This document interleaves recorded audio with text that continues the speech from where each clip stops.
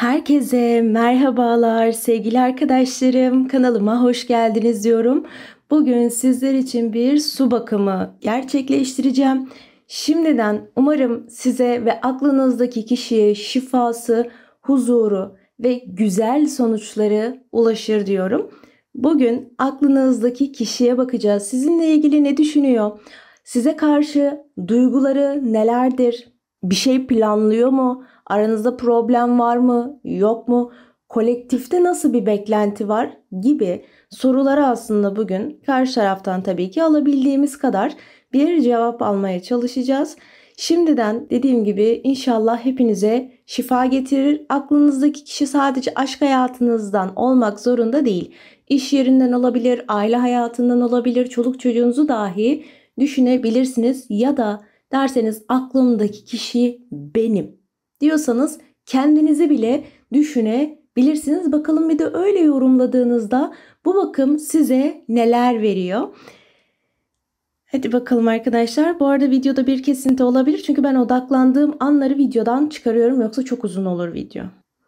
Sanki aklınızdaki kişiyle bir böyle anlaşamadığınız bir şey var. Sanki birbirinize içten içe bir kırgınlık, bir çatışma olayı görünüyor.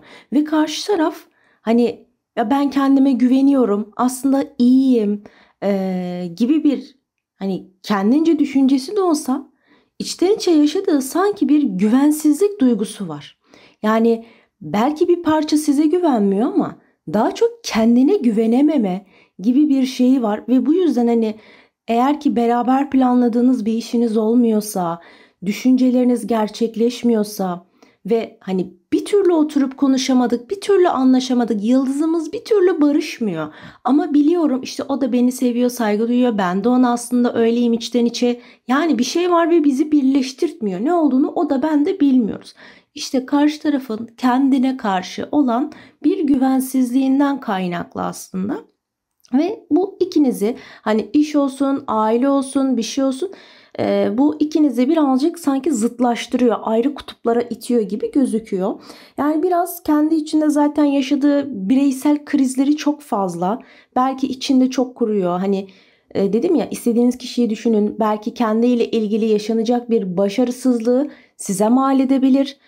İşte ben derslerimde kötü aldım çünkü sen geldin burada bunu söyledin bana, benim kafamı karıştırdın. İşte aşk hayatımız iyi gitmiyor çünkü sen çok konuşuyorsun.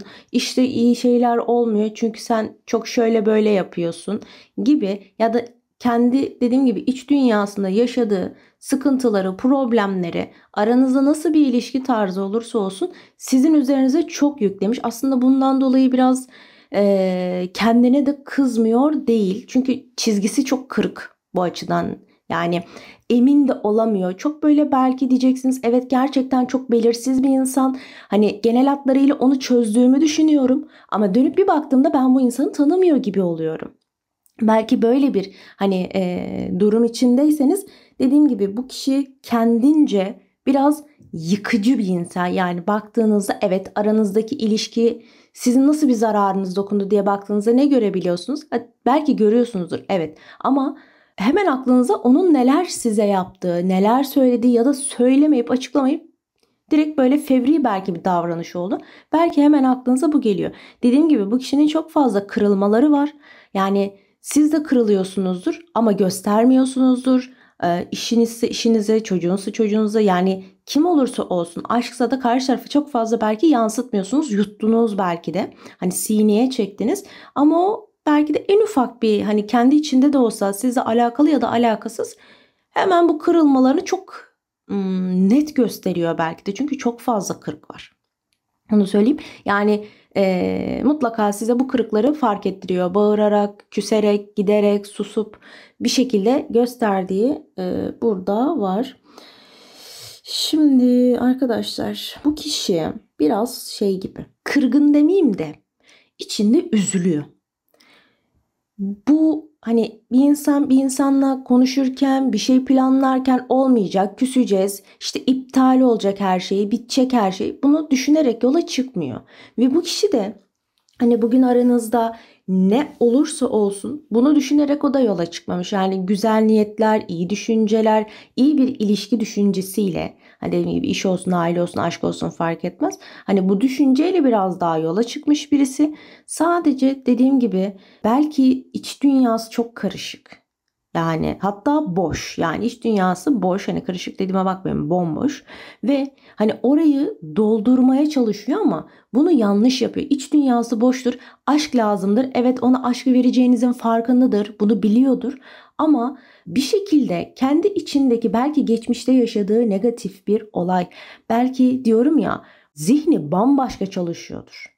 O yüzden bir şeylerin iyi olmasına izin vermiyor. Muhtemelen sizin onun için bir şeyler yapmanıza da izin vermiyor. Hani sen kurtaramıyorsan ben kurtarayım bari, bu hani olayları ben toparlayayım dediğinizde de size de sanki karşı çıkıyor. Hani sen neyi toparlayacaksın, sen ne anlarsın, sen bilmezsin, sen etmezsin, sen karışma, sen yapma, sen etme.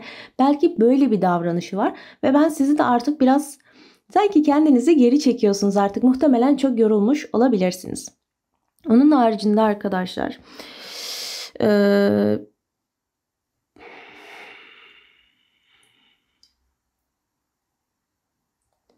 şöyle bir enerjisini dalgalandıralım. Şimdi şu şekil bir olayı var. Bu genellikle kişinin, dedim ya, içinde üzgün ve hani belki adım atamadığı için, belki bazı konuşmaları çoktan yapması gerekiyordu, yapmadığı için, belki hani sizin planladığınız gibi adımlar atılmış olsaydı, ortak planlarınızda, düşüncelerde, istek niyetlerde ya da ilişkinizde şimdiye kadar çoktan bir ilerleme olabilirdi. Ama bu kişi bir şeyleri yapmayı reddediyor. Çok mu tembel? Yani bu eğitim anlamında falan söylemiyorum. Tabii ki olabilir. Ama bir şeyleri yapmak istiyor. Evet, konuşuyor, konuşuyor, konuşuyor. Plan, projeler süper, harika. Ama iş uygulamaya, işte tanışmaya, tanıştırmaya, büyük adım ileri gitmeye, biraz zoru görmeye gelince sanki kendine böyle bir izolasyon yapıyor. Bir hani alan çiziyor ve o alanın gerisinde kalıyor. Ne kendi o alana giriyor, ne de sizi o alanı sokuyor. Ama hemen izolasyon alanı size gösteriyor. Bak, ben izoleyim. Ama sana izoleyim. Arkadaşlarıma gelince var. İşte başkalarına gelince var. Ama seninle aram biraz izole. Sanki böyle bir olayı var. Bakın, ilişkiniz çok güzel gidiyor olabilir. Siz buraya kötü şeyler duymaya gelmediniz. Ben sadece ne varsa onu söylüyorum. Yani şekil olarak, görsel olarak ne varsa onu görüyorum. Ve şöyle bir durum söz konusu. Bu kişiyle dediğim gibi ilişkiniz çok güzel gidebilir. Ama bu kişi kendi içine doğru böyle saklanıyor. Yani ben onu tanıyorum, harika gidiyoruz. Aslında arka planda dediğim gibi eskiden kalma ilişkilerindeki kızgınlığını biraz yansıtıyor. Belki gerçek potansiyeli bu değil. Hani insanlar der ya benim çocuğum aslında çok çalışkan, kendi potansiyelini gösteremiyor. Çünkü zamanda bir öğretmeni onu böyle kıstırmış. O yüzden şimdi çok başarılı da olsa daha da olabilirdi ama kendini kısmış. Sizler ilişkiyi çok daha güzel yaşayabilirsiniz ya da sizi sevdiğini biliyorsunuz, iyi olduğunu biliyorsunuz ama çok beni seviyor ve gösteriyor da diyorsanız, aslında o kişinin o gerçek potansiyeli değil. Daha büyük şeyler yapabilir, ilişkisi, sevgisi, sizin için en azından. Daha büyük şeyler yapabilir fakat yaşadığı şeyler onu o kadar bir köşeye kıstırmış ki elinden demek ki bu geliyor.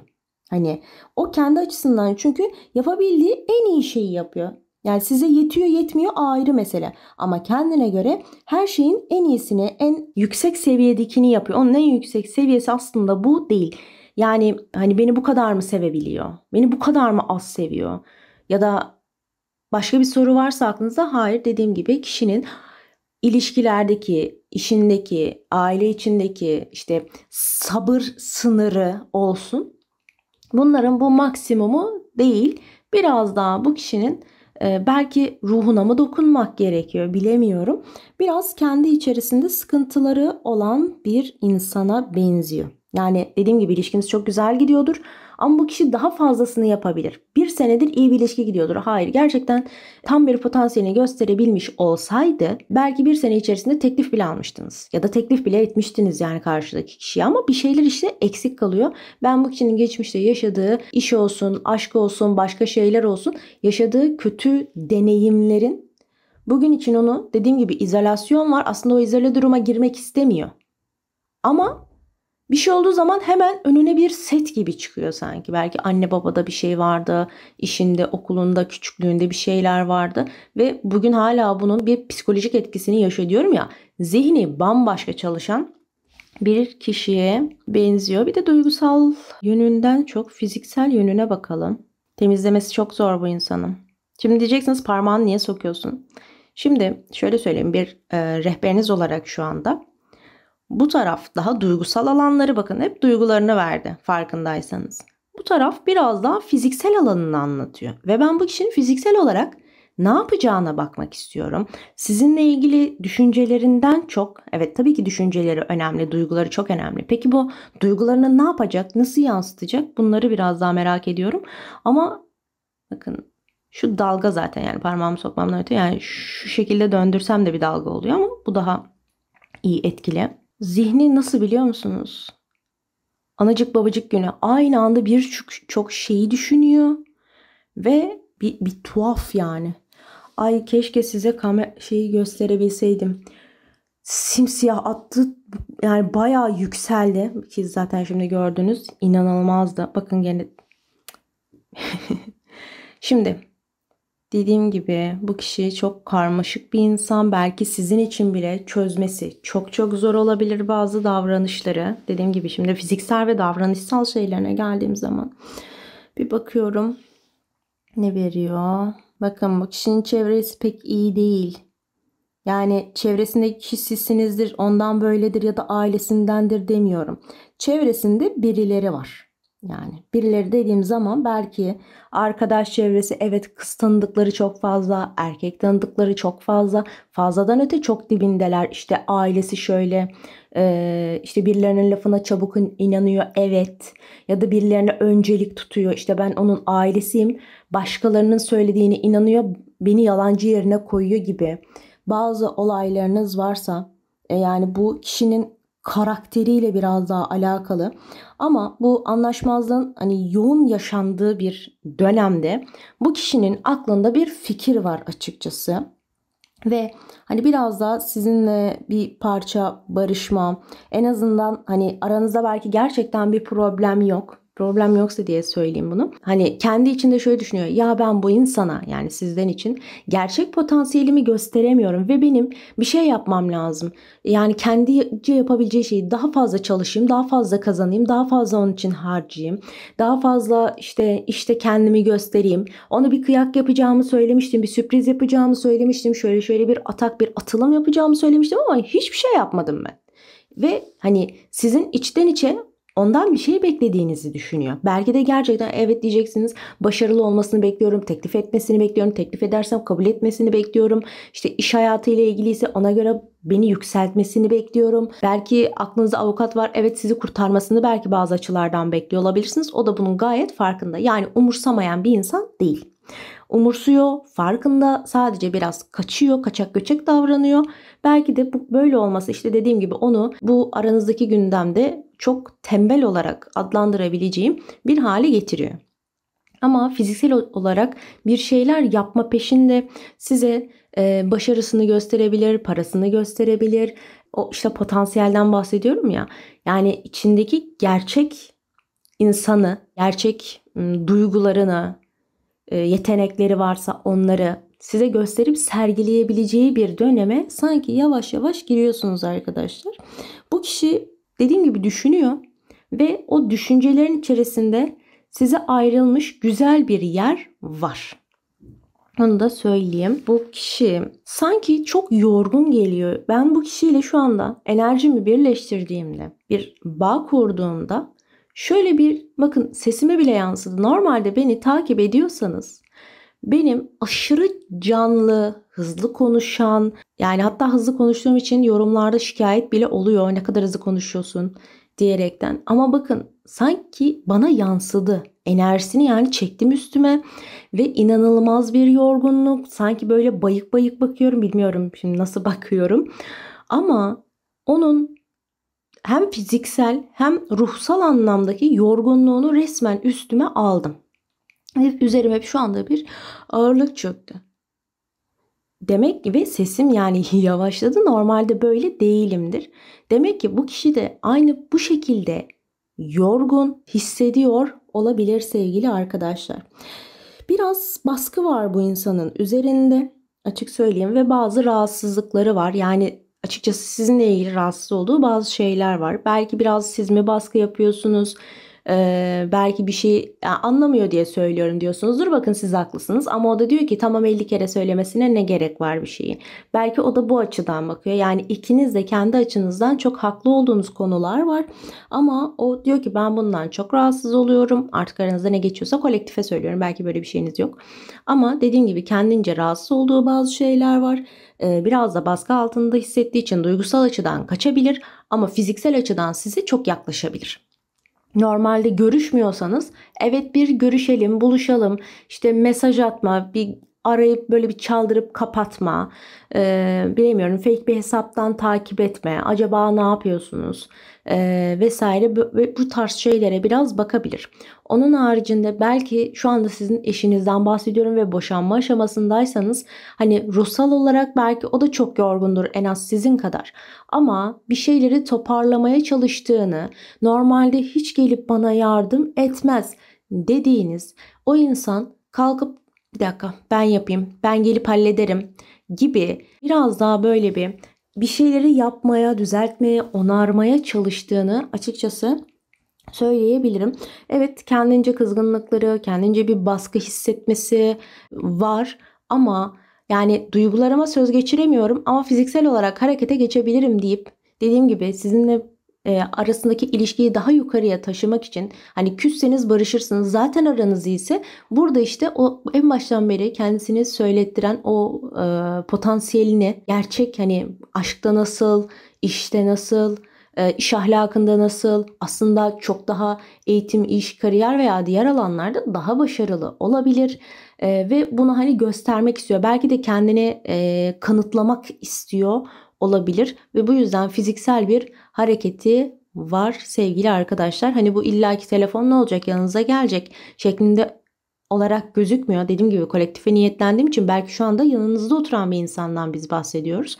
Ve bu kişi biraz daha yani hiçbir şey sormayıp dışarıda yiyip içip geliyorsa hadi gel bugün beraber yiyelim. Bakın bu bile ilk adımdır. Yani hiçbir şey olmayan için o ufak bir şey bile çok büyük şeyler olabiliyor. Bunu size söyleyebilmesi bile belki kendince çok büyük bir olay. Arayabilir, sorabilir. Belki de ya biz seninle bu konuda tartıştık ama sen hani haklıydın. Ben bir daha denemek istiyorum şansımı. İşte belki çocuğunuzla aranızda bir olay var. Onu düşünüyorsunuz. Belki anneyi düşünüyorsunuz. Anneden gelebilir bu hareket. Yani evet sen haklıydın ya da haklıydın demese bile ya senin şu söylediğin şey var ya geçen gün tartışmıştık o konuda. Evet ya ben bir bakmak istiyorum o konuya. Ben bir denemek istiyorum. Ben bir hani bir senin söylediğin gibi bir yapalım. Hani olur mu olmaz mı bir karar veririz. Çünkü sizin söylediğiniz şeyler, davranışlar, durumlar, sunduğunuz şans ve fırsatlar ona belki yeni yeni mantıklı geliyor. Yeni yeni bir olgunlaşmaya girdiği için böyle bir sonuçla karşılaşıyor olabilirsiniz. Dediğim gibi duygusal dengesizliği yoğun olan ama en azından fiziksel açıdan bir şeyler yapmak isteyen, hani fiziksel olarak bir şeyler yaparsam, onunla zaman geçirsem, onun istediklerini belki yaparsam o da ben de mutlu oluruz. Düşüncesiyle belki size doğru bir gelişi olabilir. Zaman açısından bir şey görmedim. Zaman açısından bir şey görünmüyorsa ya çok geniş bir zamandır arkadaşlar ya da çok yakın bir zamandır zaman vermiyor. Yani yarın demiyordur. Birazdan 2 saat sonra bu hareket gerçekleşecek demez yani. Ama mesela 1-2 aylık bir süreç olduğu zaman mesela burada en azından 2-6 ay arası işte 3 ila 9 ay gibi en azından böyle bir sayı falan verir ama sayı mayı gözükmüyor. Harf dahi gözükmüyor. Normalde harf çıkar ama bugün harf falan çıkmadı. Yani bu baktığımda. Çünkü evet üçüncü kişileri varsa bile arkadaşlar bu kişi artık bu davranışlarını bayağı arkada bırakıyor. En azından diyorum ya duygusal olarak hala arkadaşlarını çok seviyordur. Duygusal olarak hala işte belki bazı şeyler lay lay lom geliyordur. belki duygusal olarak hani üçüncü bir kişinin varlığına baya baya aldatmadan şüpheleniyorsanız duygusal olarak hala orada. Açık söyleyeyim. Ama fiziksel olarak değil. İşte fiziksel olarak hani bir yere bile gittiğiniz zaman başta çok çekingen kalırsınız. Öf, burası ne biçim yermiş ya dersiniz ama gide gele sizin için o fiziksel olarak gerçekleştirdiğiniz rutin, yaptığınız şeyler artık ruhunuzu, kendinizi oraya ait hissetmeye başlarsınız, değil mi? Önceki yer unutursunuz, ilgilenmezsiniz. Yani iş için aynı, okul için aynı. Yani hep bir size doğru yönelim var. Haliyle sizin hayatınızdaki etkinliğini arttırdığı zaman ya da sizinle ortak projesine bir katkı sunduğunda, belki bir yere gidecektiniz, arkadaşınız sizi yarım bıraktı, onun için belki buradasınız. Hani ne düşünüyor acaba, pişman mı diyerekten. Duygusal olarak çok böyle şey değil. Evet, duygusal bir karmaşa yaşıyor. Acaba işte onun dediğini, yani sizin dediğinizi yapsaydık daha mı iyi olurdu? Bunu bilemiyor ve şimdi tekrar dediğim gibi fiziksel olarak size geliyor. Zamanla da muhtemelen diyeyim, yani burada öyle bir şey görmedim. Duygusal açıdan o kişiyle ya da o arkadaşlarıyla, o insanlarla bir kopma olayı olabilir. Onu söyleyeyim. Ama hani fiziksel olarak yanınızda, duygusal olarak başkası olabilir. Ama zamanla bir kopuş kendisini gösterir. Çünkü yani üçüncü dışı da insan artık şey değilse, fiziksel olarak sürekli sizin yanınızda. Ve bir yerden sonra o da şunu düşünür. Ya duygusu bitiyor mu? Tabii ki bitiyor. Çünkü sizin yanınızda.